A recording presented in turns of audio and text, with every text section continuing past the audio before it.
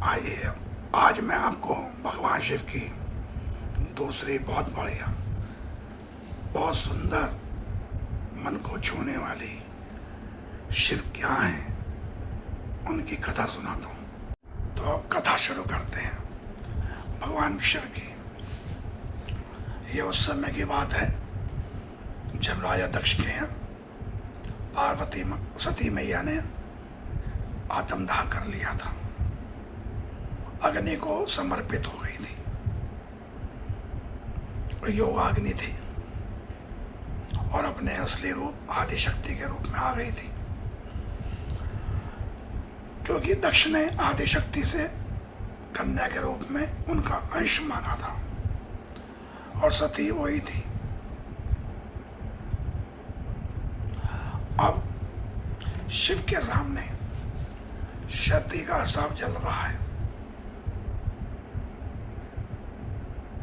भगवान भोलेनाथ को सभी शिवगणों ने, नंदी ने जाकर बताया था कि प्रभु माँ तो नहीं रही, आप चलिए।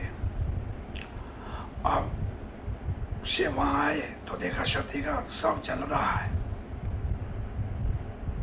शिव एकदम मौन शांत, चेहरे पे कोई भाव नहीं, एकदम शांत। अब सब शिव को देख रहे थे क्या भोलेनाथ तांडव करेंगे, सबका संहार करेंगे, सृष्टि को खत्म कर देंगे। मगर वहां भोलेनाथ बहुत शांत चुपचाप देखते रहे, मगर उनके अंदर पूरा ब्रह्मांड फट रहा था, जल रहा था। इस टाइम धैर्य की पराकाष्ठा थी। भोलेनाथ सहन शक्ति की सीमाओं से भी परे हैं, तो सब कुछ सहन कर रहे थे, देख रहे थे। मनुष्य को भी ये कहा गया है, मानव को, तू अगर शिव भक्त है और तू सब कुछ खो चुका है, मगर अपने आप को मत खोने दे संसार की इन रीति रिवाजों में, संसार की इन बुराइयों में। चाहे अच्छाई हो बुराई हो, उसमें मत खोने दे। अपने आप पे संयम रख, धैर्य रख, अपने आप को मजबूत बना। अगर तू अपने आप को धैर्य में रखता है तो समझ ले तो शिव के मार्ग पे है, क्योंकि शिव ने सामने सती को चलता हुआ देखकर अपने को शांत रखा था। भले ही हृदय में पूरा ब्रह्मांड फट रहा था ज्वालामुखी की तरह, लेकिन वो उस समय शांत थे। तो इसी तरह हे मनुष्य, हे मानव, हे शिव भक्त, तो शांत रहे शिव की तरह। शिव ने सहा है और जो सहता है वो ही तांडव करता है। जब दर्द की अंतिम सीमा पार हो जाती है तब तांडव करता है। धैर्य, सहन शक्ति कमजोरी नहीं है, यह बहुत बड़ा शस्त्र है, यह बहुत बड़ी ताकत है। यह ऐसी अग्नि है जो बड़े से बड़े ज्वालामुखी को पी जाती है। कितना बड़ा तूफान हो, कितनी बड़ी भयंकर विपदा आ गई हो, सहन शक्ति यानी धैर्य उन सबको पी जाता है। इसलिए धैर्य से बड़ी अग्नि कुछ नहीं है। जब तुझे समाज संसार तोड़ दे, तुझसे सब कुछ छीन ले, तेरा सब कुछ जला दे, तो तब भी तू शांत रहे, धैर्य रख। तेरी शांति, तेरा धैर्य, तेरी सहन शक्ति सबसे बड़ा शस्त्र है। क्योंकि शिव अगर चाहते तो तभी के तभी पूरा ब्रह्मांड खत्म कर सकते थे जब सती का शव जल रहा था, लेकिन उन्होंने ऐसा नहीं किया।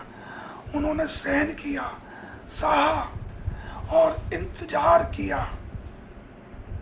क्योंकि वो जानते थे इस चीज का भी समय नहीं है, समय आएगा। ऐसे ही तो शिव की तरह सहन कर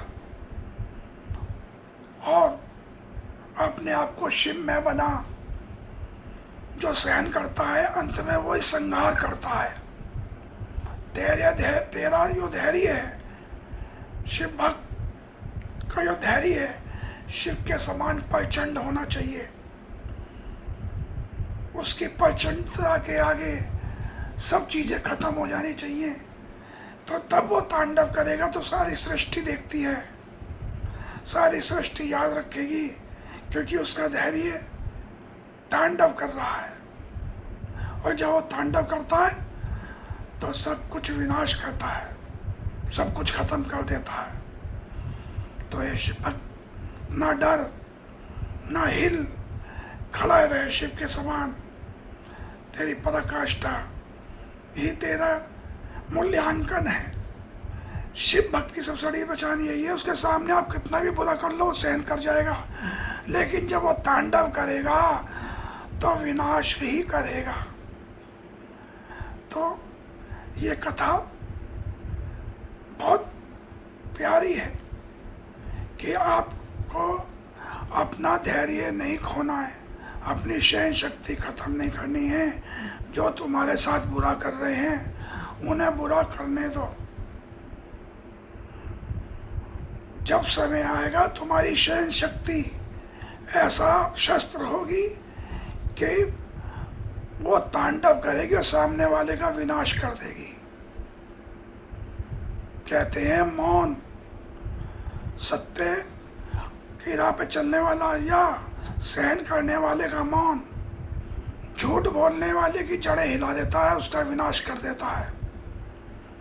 यही शिव, इसीलिए कहते हैं शिव को सत्यम शिवम सुंदरम। जो सत्य है वही शिव है और जो शिव है वही सबसे सुंदर है। इसीलिए शिव सृजन करते हैं और संहार करते हैं। वो सहना भी जानते हैं तो तांडव करना भी जानते हैं। तो ये शिव भक्तों, सहन करना सीखो। ऐसे ही मैंने भी बहुत कुछ सहा है। मुझे उन चीज़ों ने ही शिव भक्त बनाया है। मैं आदिशक्ति का पुजारी था और हूँ। वैसे मैं अपनी माँ आदिशक्ति को ही मानता हूँ, दुर्गा को। मगर परम पिता तो भोलेनाथ ही है ना, भोले हैं। क्या देवताओं या राक्षस या मानव, सबको जो मांगो दे देते हैं। ऐसे ही शिव भक्त होते हैं, वो अपने भोलेपन में रहते हैं, लेकिन जो उनका नाजायज फायदा उठाता है या उनका फायदा उठाता है उसका विनाश निश्चित है। हर हर महादेव, जय जय महाकाल।